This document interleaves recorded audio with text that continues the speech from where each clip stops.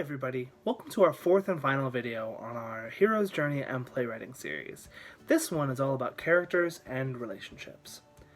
As we start this video, I really want to encourage you to have started that rough draft. Make sure you're somewhere in that process before you kind of start and really engage with this video. If you're not there yet, go ahead and pause this video. That's okay. If you are there, you've completed half of your rough draft or even more maybe, congrats. Getting words on page is the hardest thing that you will do. Just keep doing it, keep going. Now, this one is going to help you kind of inform your characters and your relationships a little bit more. Now, let's try a few things that are going to help us start to think about our characters and our relationships in maybe some new ways, or maybe some ways that we just need some reminders on. First and foremost, you're going to have to find a partner. Again, this could be mom, dad, sibling, whoever. Call them up, get them here. Find somebody, find a partner to talk to. There are lots of ways to share, get creative. I want you to make sure that you and your partner can say the lines of dialogue that you have written down. Hopefully you've typed them up, maybe you can share them. If not, feel free to do that as well. You can also take a picture if it's handwritten as well. But sharing your lines of dialogue, after you do that, I want you to take a moment to say the lines of dialogue out loud with your partner. If you happen to have more than one partner, have both your partners read the lines out loud and you just listen. Ask them to think about how it sounds. You think about how it sounds too. If it feels true to life when hearing it, now I'm going to say that again. If it feels true to life when hearing it out loud, you're on the right path. Everybody's true to life is going to feel a little different to them.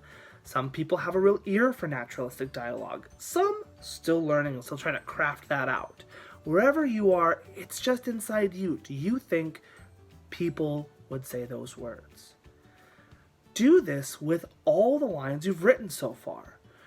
Maybe limit yourself a little bit if you're finding that you're struggling and going back, but definitely try to make the revisions needed to every line you've written, and then come back to this video. Feel free to pause. Welcome back, everybody. Now, let's jump into some specific character work now that your dialogue has started to feel a little more natural. All right, this actually means that we're gonna get up and move around a little bit. So, go ahead and place this video somewhere where you can hear it. Seeing me is not necessarily the most important aspect right now, but make sure you can hear it. And we're gonna get up and start to move around a little bit.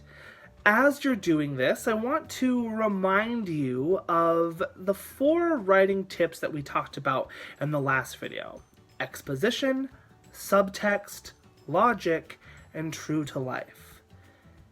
Just have those words in your brain as you're thinking through all of these exercises and all of your writings. Exposition, subtext, logic, and true to life.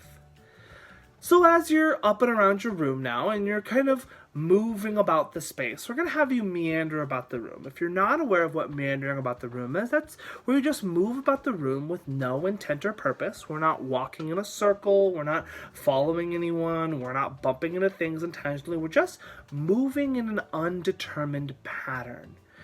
We're walking in what we call actor neutral, which is our arms at our sides, our bodies up nice and tall. We're not on tiptoes, we're just up nice and tall. We're just meandering about the room. And I'm going to ask you to transform into a character. You're moving about the room, you're moving about the space right now, and you can hear my voice. And I'm going to ask you to transform into a character. And as I do so, I want you to think of who that character is, how they are feeling, what it's like to be them, how they would talk, what word choices would they use, why they are the way they are, and what little details can you think of that makes them them.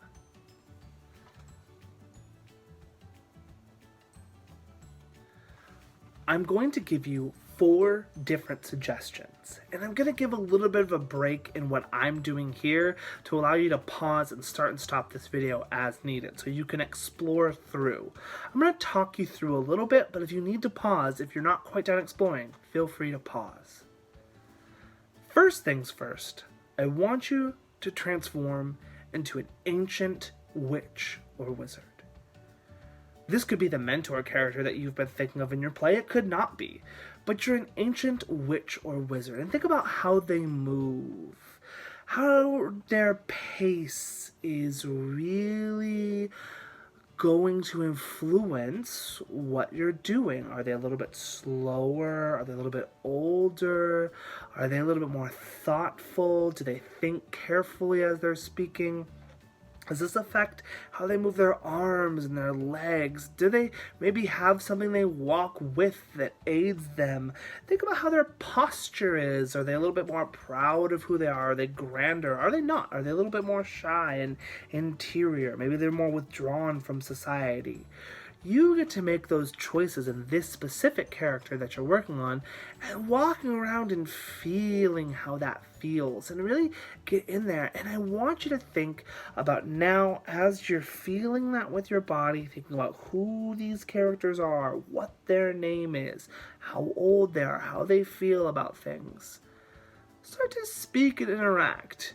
Before, go find someone you can interact with as this character. Maybe see how they respond to you. Keep those dialogues in your brain. I'm going to have you do the same thing again after you release this character. So release. Meander, just as yourself. I want you to think of a pirate. Again, how does this pirate walk and talk and move? Feel free, if you need, to pause this video or skip back or ahead at any point. Explore different characters. Right now you're exploring what a pirate walks and talks and moves like. What are their motivations? What are their desires? Do they have any injuries? Do they have any, are they the captain? Are they the crew? How is their context really exploring who they are and how they walk and talk and move? Explore what it means to be this pirate. Stand up, sit down. Again, if you need to pause to explore longer, pause to explore longer. And release that pirate. Release it. Let it go. Meander about the space. The last one I'm going to have you do is in your brain, the world's greatest dancer. Whatever that means to you. There are all kinds of different forms of dance, but they move in their own unique, different styles of ways. How is this person moving that's different than the movement of the pirate or the witch or wizard? Are they lighter on their feet? Do they move more? Are they faster? Are they slower? How does this affect their age? Maybe they've been a dancer for a long time. Maybe they're brand new to being the world's greatest dancer. Do they like working with a partner, working by themselves? What style of dance are they doing? You get to make all these choices. Physically embody this. As you're doing this, I want you to think of exploring this character vocally as well. We should have done this with the witch and the wizard and the pirate, and now we're doing this with the dancer as well. Think about how the person would talk. Does this person talk and speak differently than the pirate or the wizard? Keep moving about the room as this dancer. How do they act differently? How does it affect their actions, their words, what they're doing? And go ahead and you can release that character, and you can come back and take a seat and be watching this video one more time. Again, if you're still exploring, pause this, come back, explore some more. Take your time. There's no right or wrong way or amount of time to do this in. Now that we're back, here are some questions for you. How would those characters talk differently from each other? How would they act differently from each other? How do a character's traits be revealed through their dialogue? Does a character announce anything about themselves when they enter a room each time? Do their actions affect their words? I've got one final exercise for you. This one involves a notebook and a pencil, or a computer if that's easier for you. This exercise is going to be about finding the interesting thing about real conversation and real life. The more true to life a conversation is, the more logical it is, and therefore, the more your audience is going to relate to it. That doesn't mean that it's not about something magical. That does mean, or mythical even, that does mean that it's grounded in a sense of real, true conversation that the audience can understand. Go ahead, take a moment, grab something to write with, something to write on. Welcome back. Let's go through this writing prompt. I'm going to give you two characters. Their names are Stephen and Sarah. You can decide most things about Stephen and Sarah. The only thing that I've given you is their name. The next thing that I want you to do is, I want you to write 16 lines of dialogue between Stephen and Sarah. That's 8 lines each. As you're writing this, I want you to keep these things in mind. Stephen and Sarah need to have some form of connection. They need to know each other. This connection should be clear in the lines of dialogue. Also, this connection is ending. So whatever connection they had needs to be broken by the end of the scene. That's it. You get to decide what their relationship is, how much we want to show that relationship, which is hopefully enough for the audience to understand.